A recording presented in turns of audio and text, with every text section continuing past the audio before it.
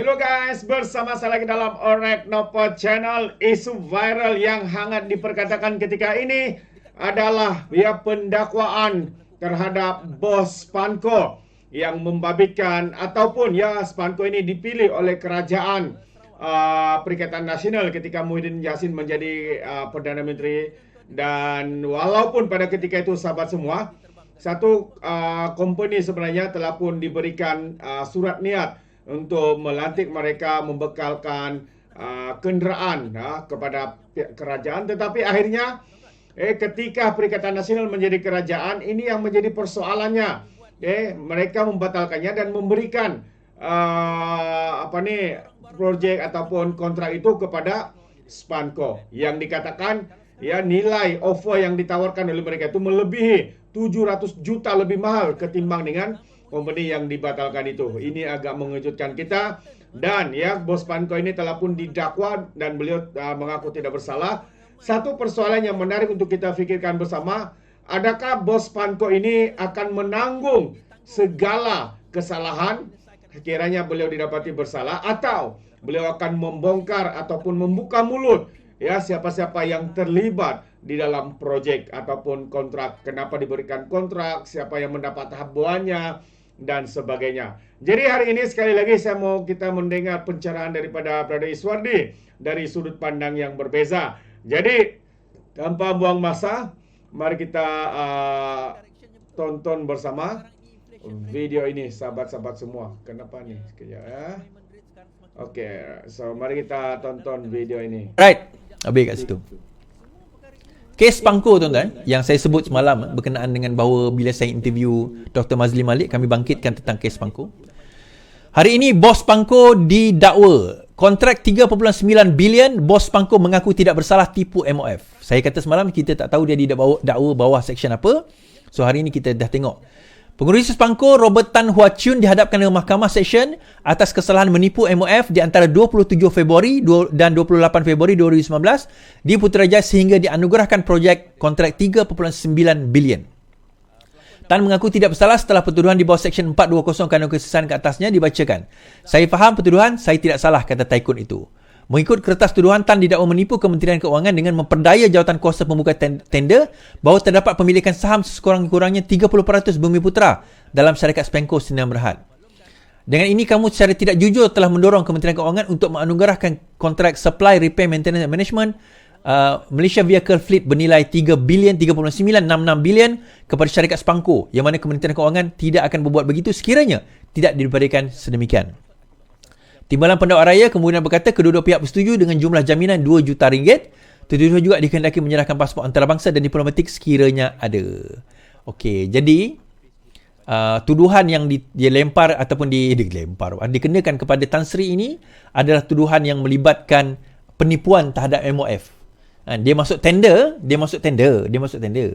Bila dia masuk tender tu, rupanya tender tersebut dia mengatakan bahawa dia dah ada perdagangan 30% di dalam syarikat tersebut Bumiputera. Tetapi rupa-rupanya tidak ada. So bila tidak ada Bumiputera, dia di shortlistedkan. Dan akhirnya pada tahun 2020 diterima sebagai vendor yang ni. Because of that, kerana dia memperdayakan perkara tersebut, maka dia telah ditangkap dan dianggap telah telah menipu MOF, dan itu adalah satu kesalahan di bawah Seksyen 420. Nanti kita tengok detail dia. Okay, so one by one sekarang ini sudah hilang, sudah pergi. Baik. Habis cerita tu. Agong terima menghadap pengasas KK-Mat, ingatkan jangan ada cuba hasut rakyat. Yang Pertuan Agong berkenan menerima menghadap pengasas dan pengerusi eksekutif KK-Mat Chai Ki-kan hari ini. Sesi menghadap Istana Negara berlangsung selama 15 Senin. Pada sesi menghadap itu, Chai memohon ampun dan maaf kepada Seri Baduka Baginda serta seluruh umat Islam bahawa mengisu penjualan stokin yang tertera kalimah Allah. Sultan Ibrahim kemudian bertitah menekankan semua pihak termasuk Kekimat supaya lebih berhati-hati terhadap produk yang dijualnya, khususnya barang import, bagi mengelakkan perkara sedemikian berulang. Semua pihak mesti bertanggungjawab, jangan pisang berbuah dua kali. Saya harap ini kali terakhir saya perlu menegaskan perkara ini. Titah Seri Paduka Baginda. Sekali lagi saya tegaskan, jangan ada pihak mengambil kesempatan ke atas perkara ini, termasuk menghasut rakyat. Saya tidak mahu perkara ini berlarutan. Namun begitu, Akmal Saleh sekali lagi membuat komentar. Akmal, Agong ada larang untuk tak boikot ke? Di sebalik titah yang di-Pertuan Agong Sultan Ibrahim supaya jangan ada pihak mengambil kesempatan ke asyik isu stokin, termasuk menghapus rakyat pendirian Ketua Pemuda UMNO Muhammad Ahmad Saleh untuk memboikot Kekimat, tetap tidak berganjak. Ketika ditanya Malaysia kini, dia akan akur dengan titah baginda dan kepimpinan pusat untuk semua berhenti daripada terus memainkan isu berkenaan. Akmal menyoal, Agong ada larang tidak boikot ke? Mengulas soalan sama ada dia akan mengambil tanggungjawab daripada membesarkan isu itu, Akmal berkali-kali mendesak wartawan untuk menjelaskan apa yang dilakukannya yang boleh menganggap sebagai mengapi-apikan lagi keadaan. Awak jelaskan apa yang saya buat untuk mengapi-apikan, kemudian saya jawab soalan, katanya. Sebelum itu, dalam satu hantaran di Facebook, memberi bayangan kempen boikot akan tetap berterusan di sebalik arahan. Okey, pemimpin perlu membuat surat rakyat tanpa rasa gentar. Rakyat sudah membuat keputusan mereka tanpa sebarang paksaan. Kekal tenang dan terus boikot secara berhemah. Kalau saya jadi wartawan, saya tanya, adakah anda akan bertanggungjawab dengan 3 bom api yang dilemparkan tersebut? That's my question lah kalau saya tanya. Dalam masa yang sama, Zahid arah pemuda UMNO henti isu stokin kalimat Allah. Majlis Kerja Tertinggi UMNO melalui Presidennya Ahmad Zahid mengarahkan supaya ketua pemudanya berhenti daripada terus memainkan isu stokin tertera kalimat Allah. Bung Mohtar memaklumkan perkara itu, berkata arahan tersebut selaras dengan titah yang di-Pertuan Agong supaya menghentikan isu berkenaan daripada terus menjadi polemik. Presiden Ahmad sudah minta Akmal menghentikannya dan menjelaskan Kekimat tidak lagi membuat perancangan mengenai perkara itu. Kita terima hakikat perkara itu perlu dihentikan. Namun begitu tuan-tuan, kadang-kadang it's easy untuk kita nak menunggang isu. It's easy untuk kita nak menunggang isu daripada memberi penjelasan kepada rakyat. Kadang-kadang kita nak membina ni senang, tapi kita nak merosakkan tu mudah. Kan? Kita nak membina ni senang. Kita nak membina ni susah, sukar, difficult. Tapi nak merosakkan satu perkara tu senang, tuan-tuan. Kita nak bina keharmonian ni senang, susah, sukar. Tapi nak rosakkan dia sekelip mata. Sebab itu orang kata Rom itu musnah dalam satu malam kan, kerana terbakar kan. Actually bukan kerana terbakar tu, but because of akhlak orang-orang dia, penduduk-penduduk dia. Itu yang menjadi masalah kan. Itu yang menjadi masalah. Alright. Okay. Habis kat situ. Berkenaan dengan pindaan bersatu ni, segera luluskan pindaan perlembagaan bersatu, langkah terpuji PMX. Ahli Parlimen Gua Musang Muhammad Azizi Abdul Naim mengucapkan tahniah kepada ROS meluluskan pindaan perlembagaan parti itu. Malah menurutnya kelulusan oleh ROS dalam tempoh yang singkat itu membuktikan langkah terpuji kepimpinan Datuk Seri Anwar Ibrahim. Tahniah kepada bersatu kerana berjaya mendapat kelulusan ROS dalam waktu yang singkat. Okay. Saya telah membaca perlembagaan ROS yang diperluluskan pindaan oleh ROS bertarikh 1 hari bulan April yang lalu. Now, dalam masa yang sama, dikatakan bahawa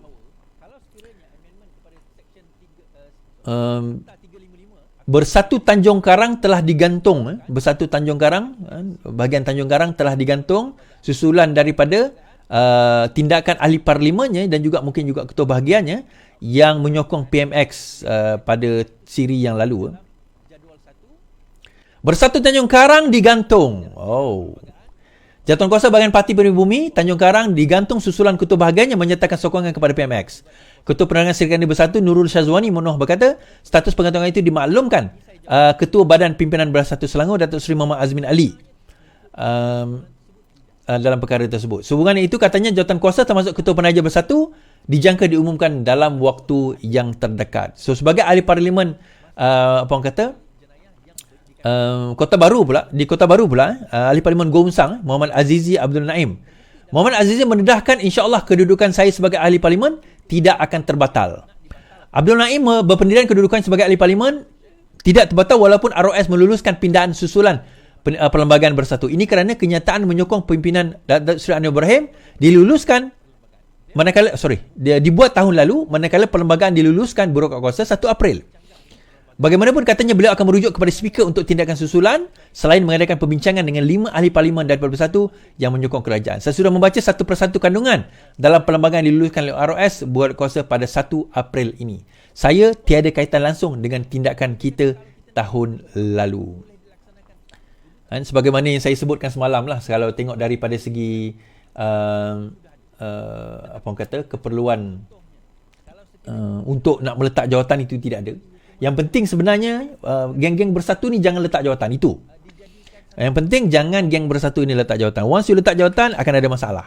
So macam Mahathir dululah kan, letak jawatan sebagai Perdana Menteri kan. But point is nak kena pastikan bahawa kerajaan sekarang mereka yang menyokong kerajaan sekarang ini jangan meletak jawatan. So kalau dia nak settlekan benda ni macam ni, dia settle kat mahkamah. Itu je. Dia settle kat mahkamah. Ni tuan-tuan, ada yang kata kat saya, dulu kau bengang orang pergi lompat parti dan sebagainya. Tak tuan-tuan, dia bukan isu tu. Bagi saya kalau dia orang tak lompat pun tak ada masalah. Kita dah majoriti dah. Tapi saya nak bagi tahu, saya nak kembalikan paku buah keras. Kan siapa yang cakap tadi? Azmin Ali. Ini parti siapa? Parti Muhyiddin Yassin. Geng-geng yang melompat ni semua ni, dia merasa apa yang dia pernah buat kepada kita. Memanglah tak patutlah kita nak kata dia dah jatuh tak patut kita marah dia. Itu kata kau lah. Kalau kau nak beranggap demikian, silakan. But I am different. For me, I have a personal vendetta against them.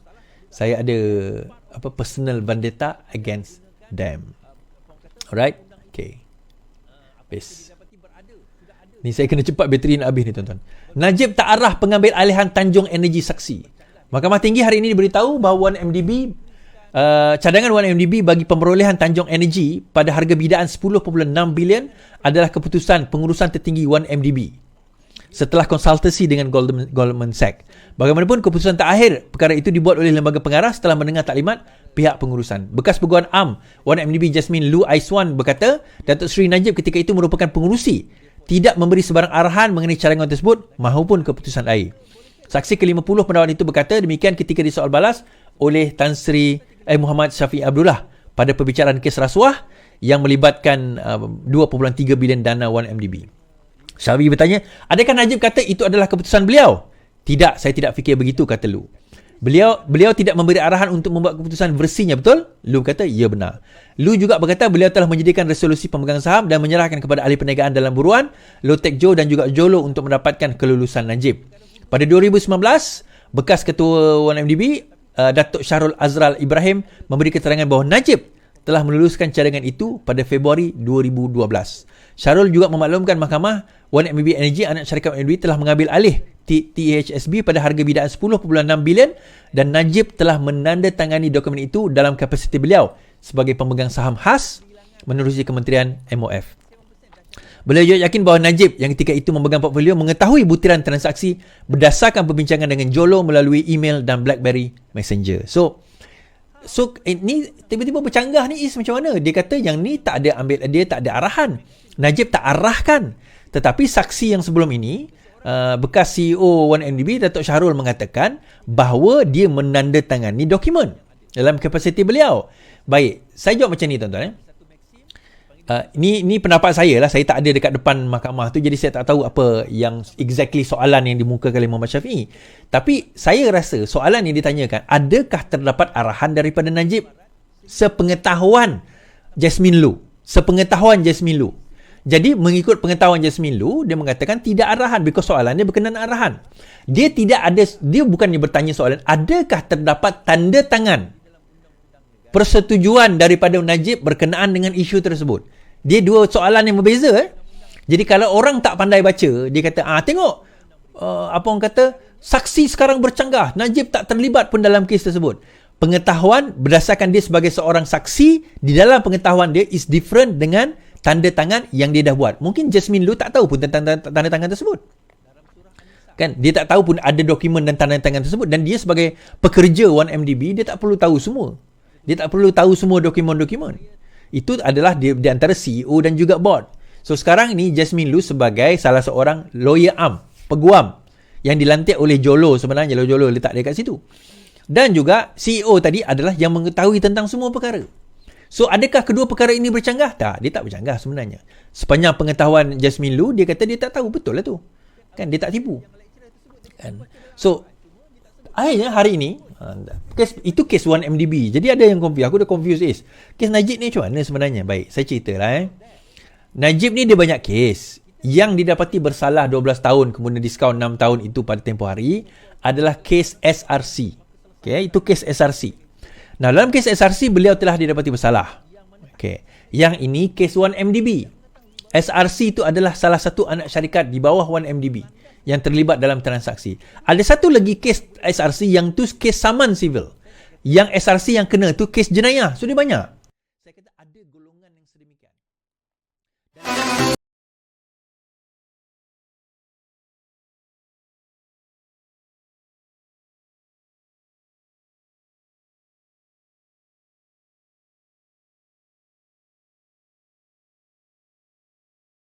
Okey. So, timbul hari ini, Najib telah membangkitkan bahawa sebenarnya dalam pengampunan diraja membenarkan tahanan ditahan di rumah. Najib dakwa pengampunan diraja benarkan tahanan di rumah. Okey. Datuk Seri Najib mendakwa bahagian tambahan atau titah addendum dalam pengampunan diraja membenarkannya untuk mengambil baki hukumannya penjara 6 tahun dengan tahanan di rumah. Najib membuat dakwaan itu apabila memfailkan permohonan bagi mendapatkan kebenaran semakan kehakiman titah addendum atau tambahan Sultan Abdullah. Beliau menamakan Menteri Dalam Negeri, Komisioner Jeneral, Peguam Negara, Lembaga Pengampunan, Menteri Jabatan Perdana Menteri, Undang-Undang, Ketua Pengarah Bahagian dan Kerajaan Malaysia sebagai responden pertama hingga ke-7. Dalam notis permohonan yang dibuat, Najib memohon perintah untuk semua atau seorang responden melaksanakan titah dengan cara serta-merta memindahkan beliau dari Kajang ke kediamannya. Bekas Perdana Menteri kemudiannya akan menjalani baki hukuman di bawah tahanan rumah jika titah addendum berkenaan benar-benar wujud. Soalan yang perlu nak dibangkit atau nak dibuktikan oleh Najib adalah bahawa adakah titah tersebut benar-benar wujud. So nak membuktikan kena buktikan di mahkamah lah sebab kita tak tahu dan saya sendiri tak aware tentang addendum tersebut. Baik. Tetapi despite all that sebenarnya ini nak ceritalah. Biasanya pada kebiasaan seseorang itu boleh ada parole, dia dipanggil pelepasan bersyarat. Di rumah ini apabila dia telah serve 1/3 daripada antara lain 1/3 daripada hukuman dia. So hari itu kalau 12 tahun 1/3 itu 4 tahun. Tapi disebabkan dah diturunkan kepada 6 tahun, maka 1/3 itu adalah 2 tahun. Jadi sebenarnya kalau tak melalui addendum itu pun Najib sudah boleh request untuk parole atau tahanan di rumah dah berkenaan dengan kes SRC ini. Cuma apa syarat tahanan di rumah? Tahanan di rumah ni antara syaratnya lah. Antara syaratnya dia mungkin dia kena tunjuk lah dia nak bekerja atau ada sesuatu dilakukan. Tetapi dia tak boleh keluar daripada kawasan. Dia ada area yang dia boleh pergi. Dia boleh keluar rumah, dia boleh pergi kedai dan sebagainya. Tetapi dia ada area. Dia macam tahanan dalam daerah lah. Yang dia tak boleh nak keluar daripada tempoh tersebut. But then again, itu terpulang. Ada yang tanya, so maksudnya Najib lepas ni Is? Kita tunggu dulu. Kita tunggu dulu sama ada benda itu benar-benar berlaku atau tidak. Okay? So kita kena tengok dahulu. Baik. Right. Alright guys, itu dia pencerahan info berita-berita panas daripada Brother Iswandi.